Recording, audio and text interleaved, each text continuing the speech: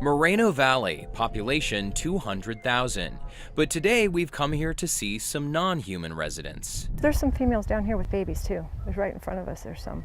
What are they? Wild burros. There's an estimated 300 wild burros, or donkeys, grazing in the hills and wandering down into neighborhoods.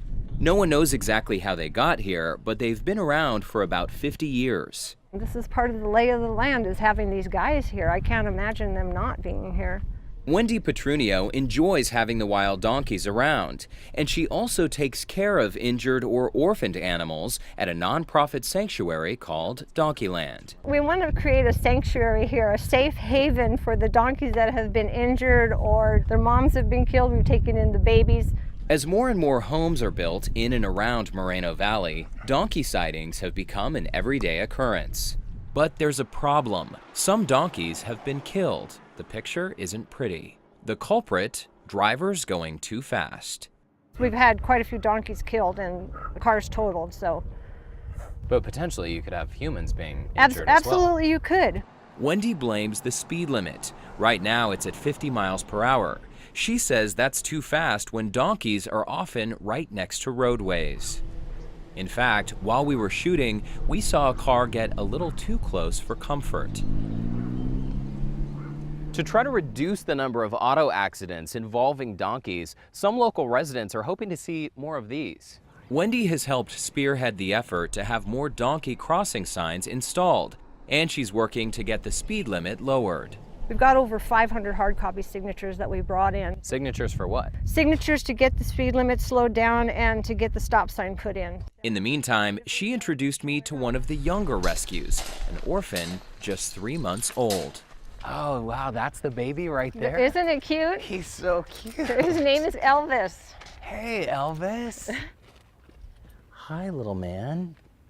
Oh my gosh, what a cutie. See what I'm doing right now? In the wild, this is a big no-no. People love to get near the donkeys, which makes them start trusting humans, especially when food is involved. Wendy says this is one of the reasons they're getting killed.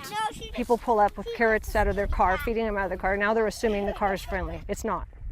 So that causes a lot of problems, a lot of accidents. Isn't that just training the donkeys that cars are to be approached rather than avoided? Actually, yes, you're right. And that's one of the things that we try to do. We try to educate, and that's one of our missions here, is to educate everyone about these guys. We want to keep them, and we know that you love them, and they're cute, and they're furry, and you want to touch them.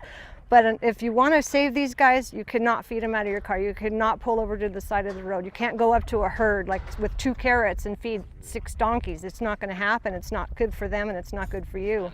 Little Elvis won't go back into the wild. He'll stay here. And that little nose.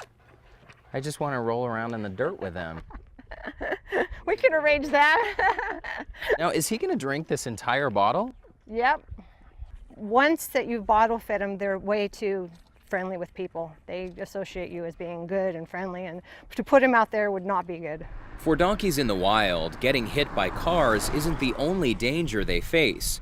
Their natural predators include mountain lions and coyotes, but another problem is that some donkeys are deliberately being hurt or killed by humans. A pregnant donkey was recently wounded after being shot with an arrow. They shot her right, like I say, right in the glute. Someone shot? With an arrow, yeah. Why would they do that? I have no idea. What's wrong with people? I don't know.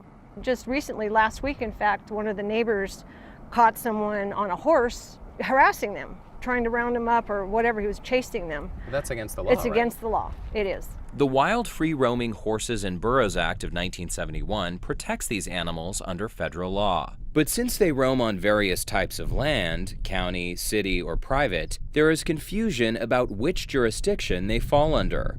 That's why Wendy often gets calls from neighbors who spot a donkey that needs help. As a community, we'll actually get calls from the neighbors saying, you know, there's a donkey down here in the road, or one's been injured, one's been hurt, one's been killed.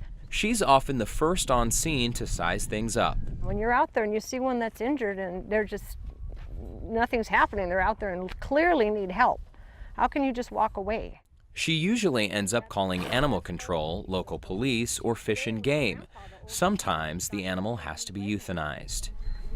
Aren't you a good boy? Yeah.